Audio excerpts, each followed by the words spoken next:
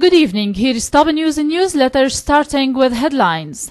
President al-Assad solution demands serious pressure on terrorism backers. Time to prepare your shelters, Sayyid Nasrallah. UN saw drones before Israeli airstrike on Syria. Australia raises terror threat level against coups to high.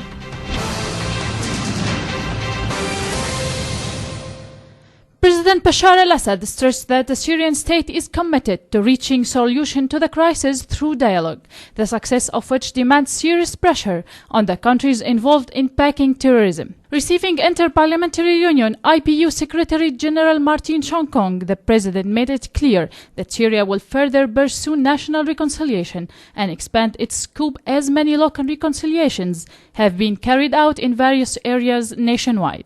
The success of dialogue, President al-Assad, however, affirmed, demands going ahead with combating terrorism and putting real and serious pressure on the states which are involved in supporting and aiming terrorists. The IPU Secretary General, for his part, voiced the Union's support for Syria in the face of the terrorism inflicted upon it, which Shongkong said has been an international threat as it's no longer limited to Syria and the Middle East region's countries only.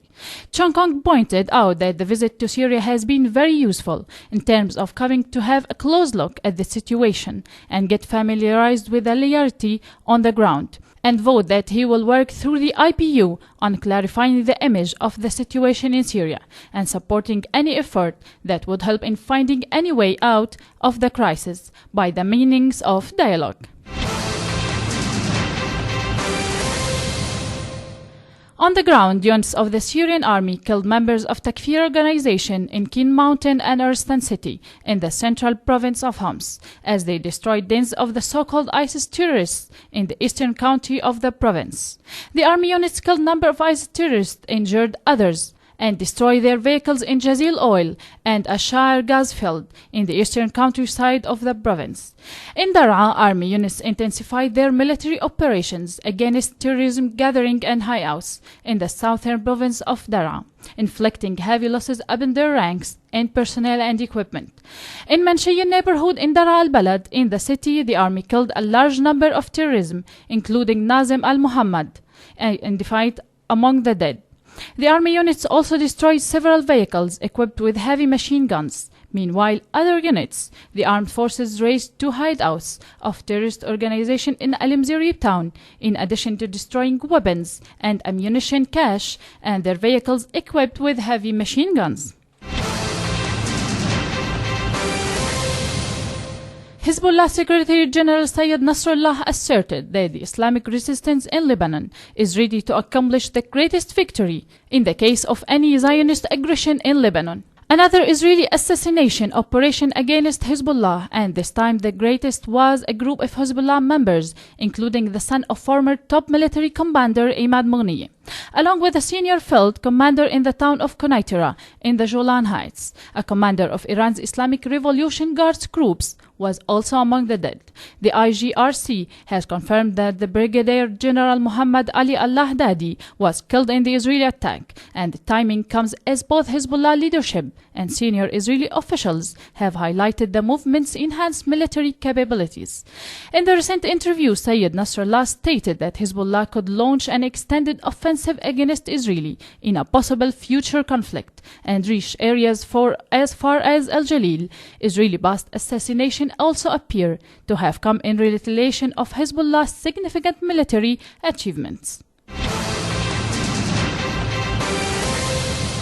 The UN says its peacekeeping forces deployed to the occupied Golan Heights had seen drones coming from Israel before a recent airstrike by Tel Aviv that killed several Hezbollah members in Syria. An Israeli helicopter carried out the strike, but the UN account raised the possibility that drones may have been used. US spokesman Farah Haq said the world's body peacekeepers observed 2 unmanned aerial vehicles flying from the Israeli-occupied part of the Golan Heights and crossing into Syria. Haq described the incident as a violation of the 1974 agreement on disengagement between the Israeli regime and Syria. An Israeli military helicopter fired 2 missiles into Amal Farm in the strategic southern city of Konaitara, also to the line separating the Syrian part of the Golan Heights from the Israeli-occupied sector. And finally, with the Australian view, Australia raised the terrorism threat level against its police officers to high, Reuters reported, citing the country's law enforcement.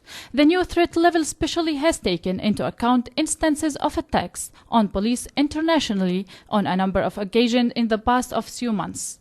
Queensland State Police Commissioner Ian Stewart said no specific imminent threats have been specially named or related police statement. The threat level against the general public had already been raised to high in September. Fears of impending attacks highlighted in December after a gunman with radical Islamist views took hostages in central Sydney safe.